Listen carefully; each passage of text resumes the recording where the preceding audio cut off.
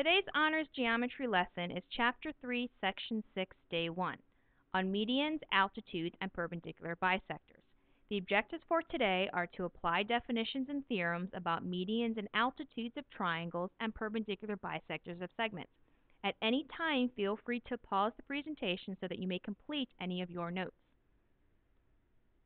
A median of a triangle is a segment from a vertex to the midpoint of the opposite side. The three medians of triangle ABC are shown in red. An altitude of a triangle is the perpendicular segment from a vertex to the line that contains the opposite side. The three altitudes of acute triangle ABC are shown in red. In triangle ABC above, all three medians are inside the triangle. This is not true for all triangles. Two of the altitudes of a right triangle are also legs of the triangle. The three altitudes of right triangle ABC are shown in red.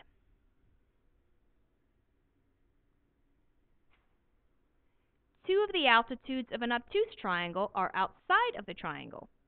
The three altitudes of obtuse triangle ABC are shown in red.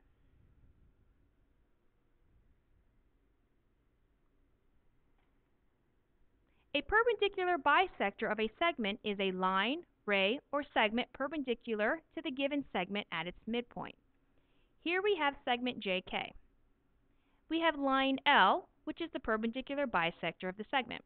A perpendicular bisector of a segment is going to be perpendicular to the segment, forming a 90-degree angle. It's also going to intersect the segment at the midpoint. So in this case, midpoint is point M. And it's also going to bisect the segment into two congruent segments. So we now know that the length of JM is going to be congruent to the length of KM.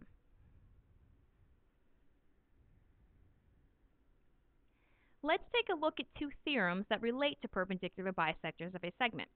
Theorem 3-5 states, if a point lies on the perpendicular bisector of a segment, then the point is equidistant from the endpoints of the segment. So here we have triangle ABC that is bisected by segment BC from line L. And we're going to go ahead and mark X as the midpoint. So we are going to try to prove that point A is equidistant from endpoint B and endpoint C. So we're going to use what we know about proving triangles congruent and CPCTC. Because we know that L is the perpendicular bisector, we know the midpoint, X, is going to take segment BC and cut it into two congruent parts. So you can see based on the markings, we know that BX is congruent to CX. The next thing I'm going to look at is the fact that AX is going to be congruent to itself based on the reflexive property. We also know that angle BXA and angle CXA are congruent at 90 degrees. So we can now say that triangle ABX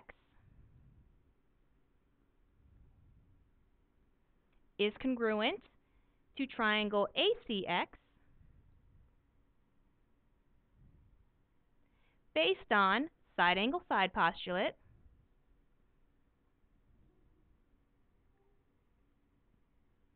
Now we also know based on CPCTC that the distance from A to B is congruent to the distance from A to C.